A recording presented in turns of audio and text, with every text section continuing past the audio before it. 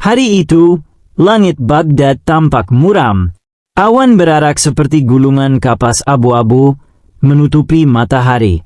Di ujung jalan pasar, tampak seorang lelaki berjubah coklat tua, berjalan dengan langkah malas dan perut keroncongan.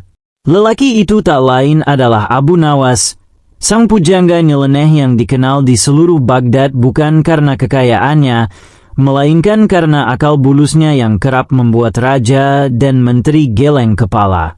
"Sudah 3 hari aku tak makan daging," gumam Abu Nawas, mengelus perutnya. Ia berhenti di depan warung roti, tapi kantongnya hanya berisi batu kecil dan sepotong kertas puisi lama. "Roti 2 keping saja sekarang semahal emas," katanya dengan nada nelangsa.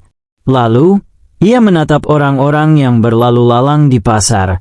Ada yang berbelanja, ada yang mengemis, ada pula yang sibuk berdebat soal pahala. "Manusia ini aneh," pikir Abu Nawas. Mereka rela memberi sedekah untuk kuburan orang mati, tapi pelit terhadap orang hidup yang lapar. Dan dari sanalah ide gilanya lahir, ide yang akan membuat seluruh kota tertawa, marah, bahkan raja sendiri turun tangan. Sore itu, Abu Nawas duduk di bawah pohon kurma dekat pemakaman kecil di pinggiran kota. Ia memandangi batu nisan-nisan sederhana dan orang-orang yang datang menabur bunga. "Lihat itu," gumamnya, "orang-orang datang memberi kurma, uang, bahkan kain untuk seseorang yang sudah mati. Sedangkan aku, manusia hidup, hampir mati kelaparan." Ia menepuk dahinya, matanya berbinar-binar seperti menemukan harta karun. "Kalau begitu, aku akan jadi orang mati." Ia segera mengambil cangkul bekas di kebun kosong.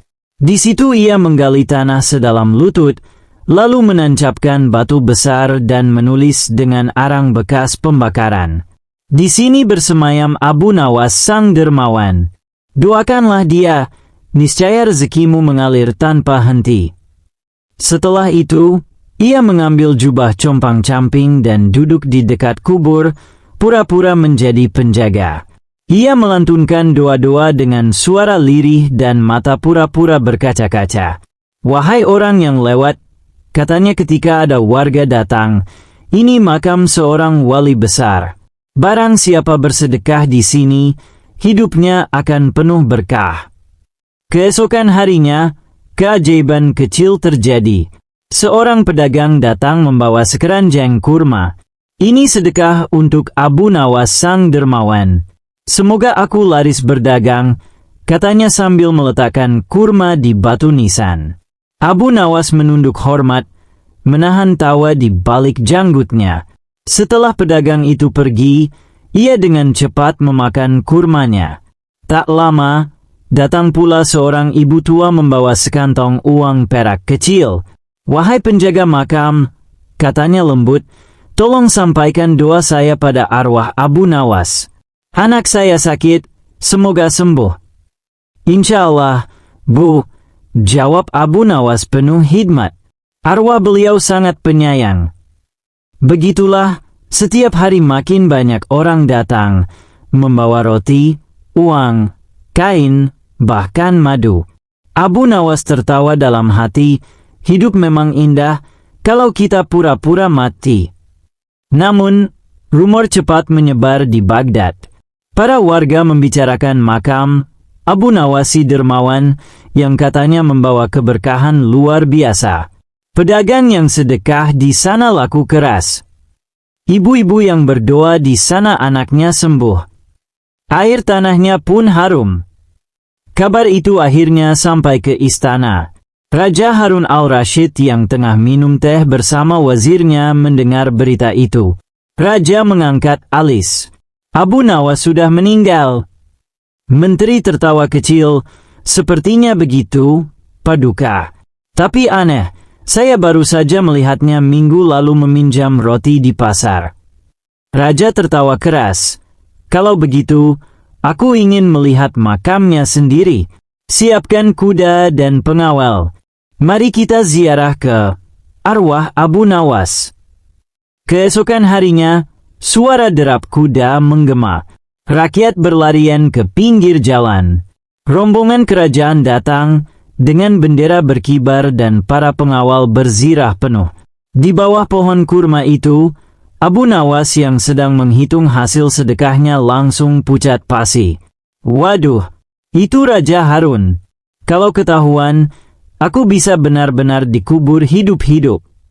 Ia buru-buru menyelimuti wajahnya dengan kain lusuh, berlagak penjaga makam yang khusyuk berdoa. Raja turun dari kudanya, membaca tulisan di batu nisan, lalu tertawa terbahak. Di sini bersemayam Abu Nawas sang dermawan.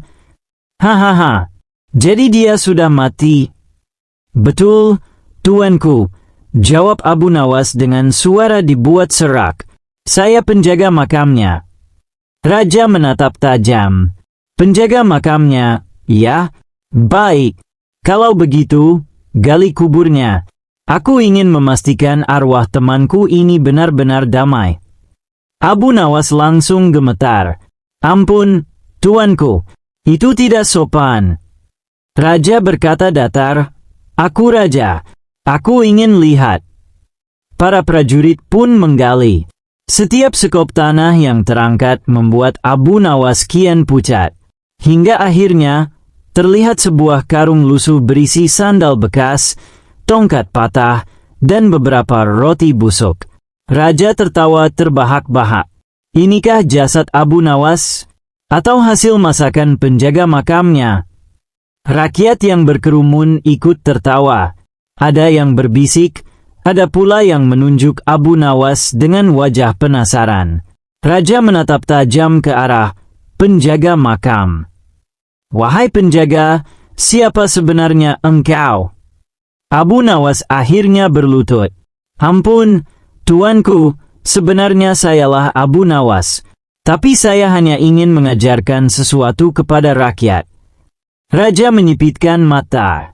Mengajarkan apa? Bahwa manusia sering lebih mudah bersedekah pada batu daripada kepada sesamanya yang masih hidup. Suasana hening sejenak. Raja terdiam, lalu tertawa lepas. Dasar Abu Nawas, akalmu licik tapi dalam maknanya. Setelah menjalani 7 hari sebagai penjaga makam sungguhan, Abu Nawas pulang ke rumahnya dengan tubuh lemas, wajah pucat, dan perut yang berbunyi seperti gendang perang. Namun di matanya, ada cahaya baru, bukan cahaya tipu daya, tapi cahaya kesadaran. Ia menatap langit Baghdad yang bertabur bintang. Ya Tuhan, gumamnya lirih, ternyata yang paling menakutkan bukan mati, tapi hidup dengan kebohongan. Ia berjalan perlahan menuju pasar. Para pedagang yang dulu menertawakannya kini menatap iba. Ada yang memberinya roti, ada pula yang menepuk bahunya. Abu Nawas, kata seorang pedagang, kami tahu kau salah, tapi kau juga membuat kami sadar. Banyak dari kami lebih dermawan pada batu daripada sesama. Abu Nawas tersenyum tipis. Kalau begitu, batu itu tidak sia-sia aku ukir.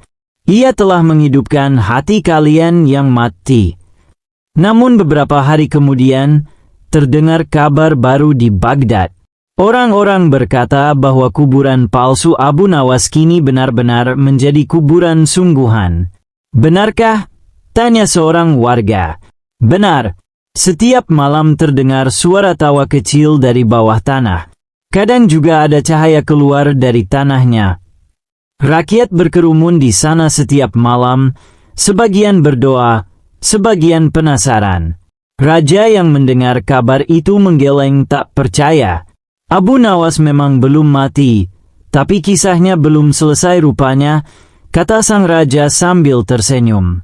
Mari kita lihat sendiri keajaiban apa lagi yang ia tinggalkan. Suatu malam, raja dan menterinya datang diam-diam tanpa iring-iringan. Hanya ditemani lentera kecil. Ketika mereka sampai di kuburan palsu itu, terdengar suara aneh dari tanah. Siapa yang berani ganggu makam Abu Nawas sang dermawan? Menteri langsung ketakutan. Tuanku, Arwahnya gentayangan. Raja menahan tawa. Diam kau. Aku tahu itu bukan arwah, tapi perut lapar yang bersuara. Mereka mendekat, dan benar saja, dari lubang kecil di dekat batu nisan, muncul asap dan bau kambing panggang. Raja segera berteriak, Abu Nawas, keluar kau dari kuburmu. Lalu muncullah Abu Nawas dengan muka hitam karena asap, membawa panci kecil. Ah, ketahuan lagi, tuanku, ujarnya dengan senyum malu. Raja tertawa sampai terbatuk. Jadi begini caramu mencari makan setelah tobat? Kau masak di kuburan. Abu Nawas menjawab sambil tertawa. Ampun, tuanku. Dulu saya bikin kuburan palsu untuk mencari sedekah. Sekarang saya bikin dapur di kuburan untuk memberi makan pengemis yang lapar. Raja dan menterinya saling pandang. Di belakang Abu Nawas, tampak dua orang pengemis duduk, tersenyum sambil makan roti dan sup panas. Lihatlah, tuanku, lanjut Abu Nawas, kuburan ini dulu tempat kebohongan saya. Sekarang saya ingin menebusnya dengan kebenaran. Kalau dulu kubur ini menghidupi saya, kini kubur ini menghidupi orang lain. Raja menatapnya lama, kemudian berkata, Abu Nawas, hanya kau yang bisa membuat dosa berubah jadi pahala dengan satu panci sup. Keesokan harinya, rakyat Baghdad gempar lagi. Kali ini bukan karena kebohongan, tapi karena keajaiban perubahan. Makam Abu Nawas kini benar-benar menjadi tempat orang berbagi makanan. Siapapun yang lapar boleh datang dan makan bersama. Tak ada uang, tak ada tipu-tipu. Raja bahkan mengeluarkan titah. Mulai hari ini, kuburan Abu Nawas tidak boleh dihancurkan. Jadikan tempat itu dapur sedekah untuk rakyat miskin Baghdad. Orang-orang menamai tempat itu Maqbaratul Rahmah, kuburan rahmat. Abu Nawas pun diangkat menjadi penjaganya yang sah, bukan karena licik, tapi karena jujur dan dermawan. Suatu sore, Raja datang berkunjung. Ia melihat Abu Nawas membagi roti kepada anak-anak kecil. Raja berkata, Abu Nawas, dulu kau menggali lubang untuk menipu. Kini lubang itu justru jadi sumber rezeki bagi orang lain. Bagaimana bisa? Abu Nawas tersenyum sambil menatap matahari senja. Tuanku, kalau manusia menanam keburukan dengan hati busuk, yang tumbuh hanyalah duri. Tapi kalau ia menyesali dosanya dan menanam kebaikan di tempat yang sama, maka dari lubang itu akan tumbuh bunga. Raja tertegun sejenak, lalu menepuk bahunya. Sekarang aku mengerti, ternyata yang benar-benar hidup bukan jasad, tapi hati yang bertaubat. Abu Nawas tertawa pelan, dan yang benar-benar mati adalah hati yang sombong walau tubuhnya masih berjalan. Raja tersenyum, menatap sahabat gila sekaligus bijaknya itu. Kalau begitu, semoga kau tak perlu pura-pura mati lagi untuk mengajarkan kehidupan. Abu Nawas menangkup tangan dan menjawab ringan. Tenang saja, tuanku. Kalau saya mati sungguhan nanti, izinkan saya tetap menipu satu hal. Raja penasaran, apa itu? Menipu kematian, agar saya bisa tertawa di alam kubur. Raja pun tertawa sampai meneteskan air mata. Hanya kau, Abu Nawas, yang bisa membuat kematian terdengar lucu. Beberapa minggu setelah kisah, kuburan palsu berubah jadi dapur rahmat. Baghdad kembali damai. Rakyat bahagia, pengemis kenyang, dan Raja Harun al-Rashid pun puas karena ide Abu Nawas membuat istana dipuji rakyat. Namun dalam hati sang raja, tumbuh rasa penasaran. Abu Nawas memang luar biasa, katanya pada wazirnya. Ia bisa mengubah kebohongan jadi berkah. Tapi aku ingin tahu, apakah kebijaksanaan itu hanya karena ia takut hukuman, atau memang sudah tumbuh dari hatinya? Menteri yang licik, Wazir Abdul Karim, tersenyum sinis. Paduka, Manusia bisa berubah di mulut, tapi belum tentu di hati. Ujilah dia, dan kebenaran akan terungkap. Raja mengangguk perlahan. Baiklah, kita lihat. Aku akan mengujinya dengan sesuatu yang tak bisa ditipu, kuburan hidup. Keesokan harinya, Raja memanggil Abu Nawas ke istana. Abu Nawas datang dengan wajah cerah, membawa sekeranjang roti sisa dari dapur rahmat. Assalamualaikum, tuanku, serunya riang. Raja membalas dengan senyum misterius. Waalaikumsalam, wahai Abu Nawas si penjaga makam hidup. Abu Nawas menunduk. Paduka jangan mengingat itu lagi. Saya sudah benar-benar tobat. Sekarang saya cuma mau menanam kebaikan di lubang yang dulu saya gali. Raja menatapnya tajam. Kalau begitu, buktikan. Aku punya sebuah makam baru yang aneh. Setiap malam terdengar suara tangis, tapi tak ada jasad di dalamnya. Aku ingin kau menyelidikinya. Abu Nawas mengernyit. Kuburan tanpa mayat? Mungkin itu lubang tempat menteri menyembunyikan pajak, tuanku. Raja menahan tawa. Tidak, kali ini serius. Kalau kau berani, pergilah malam ini ke kuburan itu. Kalau tidak, aku anggap kau masih penakut dan belum benar-benar berubah. Abu Nawas menelan ludah. Malam ini juga, tuanku. Ya, jawab Raja datar. Sendirian. Malam itu, di luar kota Baghdad, udara dingin menggigit. Bulan tertutup awan. Abu Nawas datang dengan lentera kecil dan jantung berdegup cepat. Kuburan itu tampak berbeda. Batu nisannya hitam legam dan tanahnya lembab, seolah baru digali. Dari dalam lubang terdengar bisikan halus. Kau datang, Abu Nawas. Akhirnya, Abu Nawas langsung meloncat mundur, wajahnya pucat. Tidak salah dengar, kan? Batu bicara, katanya gemetar. Namun ia mencoba menenangkan diri.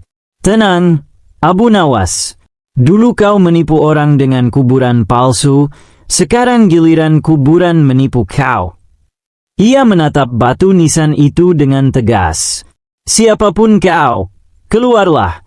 Aku ini Abu Nawas, bukan penggali dosa.